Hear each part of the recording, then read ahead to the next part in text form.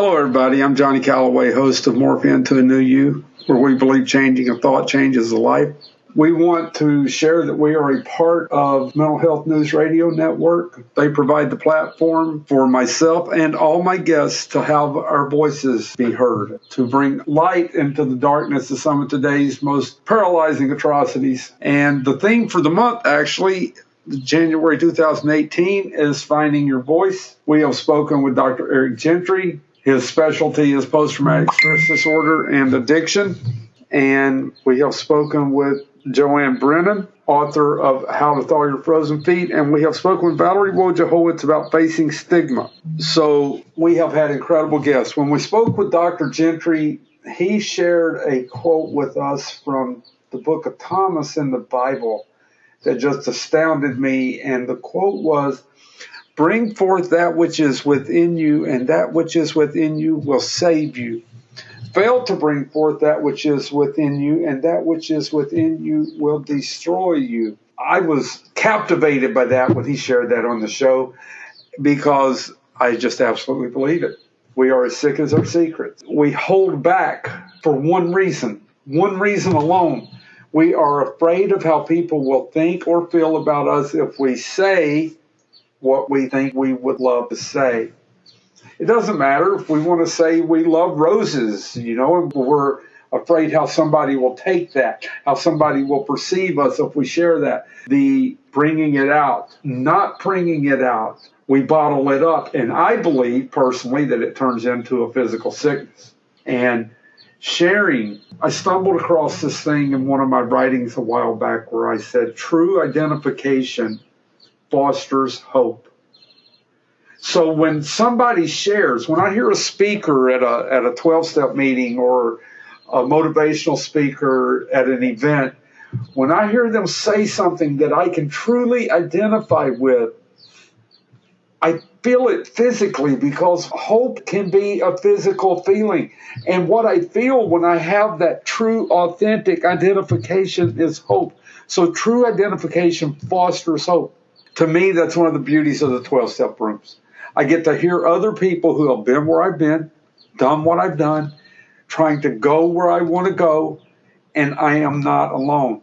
And when we connect in such a way, that hope inspires trust as we watch others do what we want to do in a setting such as the 12-step rooms, that our hope begins to become trust, and that trust begins to become faith, and we begin to be human.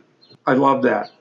And when we spoke with Joanne Brennan about How to Thaw Your Frozen Feet, Joanne has written a 10-step process on how to remove yourself from an unhealthy situation. And it doesn't necessarily have to be a relationship.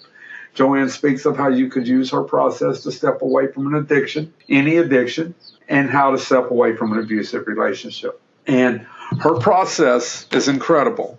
She talks about identification of what type of abuse you're in, whether it's a relationship, a drug, an alcohol, gambling, whatever. You can use this process. Identification. And she talks about overcoming the lingering love. In that, we have to identify what love means to us, and which ties into my process of change of thought, change of life. Because I had to really investigate what I thought in my healing process, what I thought love was. And my ideas about love were really twisted. We go through that with Joanne in a very, very intimate way. And we're going to be doing more with Joanne. We're going to be doing other shows with Joanne as time passes about how to use her process. And we spoke with Valerie Wood about facing stigma. We talked about what stigma is, and I had never really explored or investigated what the actual definition of stigma is. But listen to this. Stigma is a mark of disgrace associated with a particular circumstance, quality, or person. The synonyms are shame, disgrace, dishonor, and a word I didn't know, ignominy. It's public shame, humiliation, and loss of self-esteem. That's what stigma is. And when we have one of the society's labels placed upon us, like a mental health issue, HIV, addiction, alcoholism, bipolar, PTSD. With those labels come all these stigmas that put us in the place of feeling shame, of feeling disgraced, humiliated. So what do? We shut that down. And when we shut down, we bottle up the energy of what we're shutting down within ourselves, and it becomes a sickness. And by facing those things, by speaking up, and it doesn't matter. You don't have to become a public speaker. You don't have to write a book. Just share with a friend. Just put it out there to a friend. Find a friend. Find someone you can trust and say, hey, you know what? I'm living with HIV. Hey, you know what? I'm living with bipolar disorder. I'm a drug addict. I'm an alcoholic. I gamble too much. Share it. Because in sharing it, its weight is lessened. And I can walk a little taller. For me, I've always thought that I really wasn't affected by stigma. I never had any hesitation about saying, hey, I'm Johnny, I'm a drug addict, or I'm an alcoholic. I have told everyone since I was diagnosed that I'm bipolar. All of those things. I've always been fine with that. But what I have found in the last 6 months is there is one thing. Dr. Gentry spoke of the reason we don't share is our fear of how we will be perceived after we share. Whatever it is, we're afraid to share. So I thought to myself, what am I afraid to share? What do I not bring to the light of day? And on my show, it's very important for me to be real with you guys. I have recovered from an abusive childhood. I have recovered from being a drug addict and alcoholic, being diagnosed with bipolar disorder, PTSD, clinical depression. And I don't mind speaking on those things.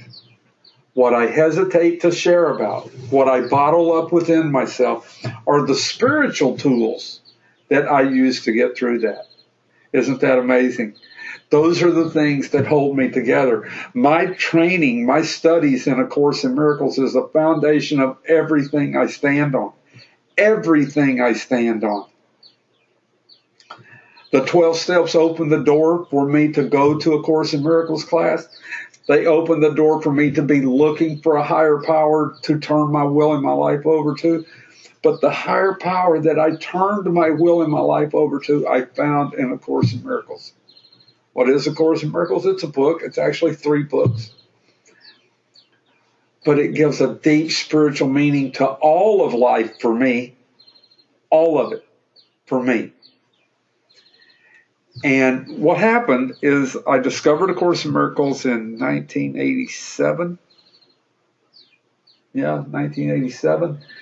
And I fell in love with it immediately, and just like everything else I've done in my life, I got real crazy with it, and I'm telling everybody I see about it, and I'm excited, and I don't know what the hell I'm talking about, but I know I'm excited, and I know one more time, just like when I found the 12 steps, I had found my place in the world.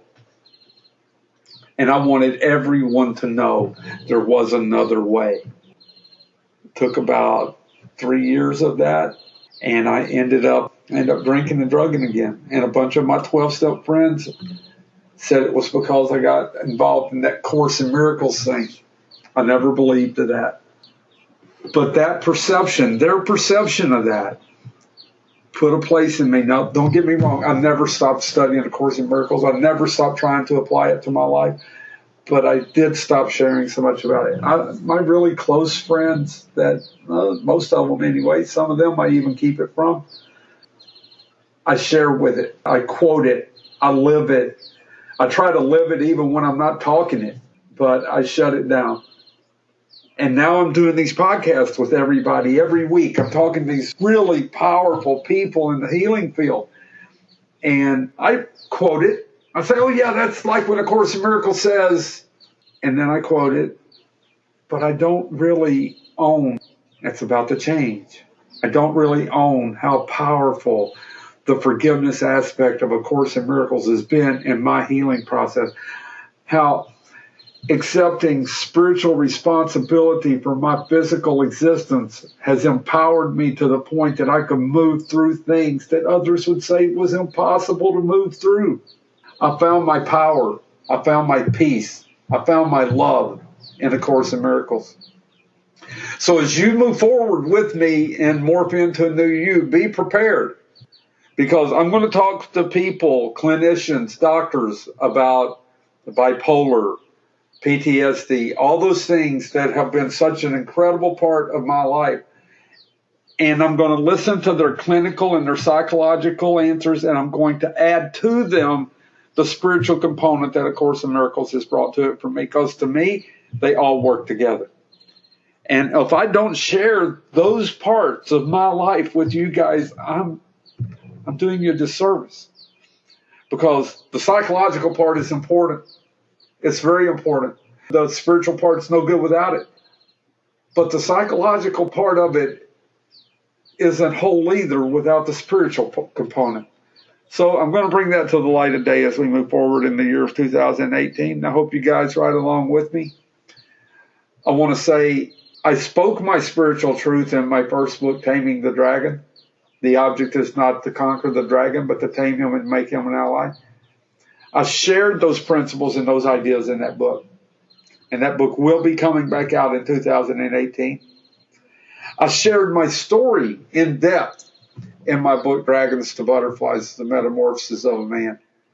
And I am sharing in my next book, The Bridge Where Souls Connect, the importance of bonding in relationships with someone you can trust and look to and go to for all things. Relationships are vital. Got to start to trust someone. You got to share with someone. You got to let someone share with you. You got to learn how to hear and to be heard, to love and to be loved. I learned those things through A Course in Miracles, and I hope I can share with you how to learn those things as well. So here we go. I want you to know that there's a place for you to be heard here at Morph Into a New You. Go to johnnycallaway.com. There will soon be a chat tab where you can express your questions and your ideas. And let's give a big shout out to Maggie Judge, our sponsor. And what Maggie does on the Morph team is incredible. And we have a new member of the team, Emily Rose Parker. She is our sound editor.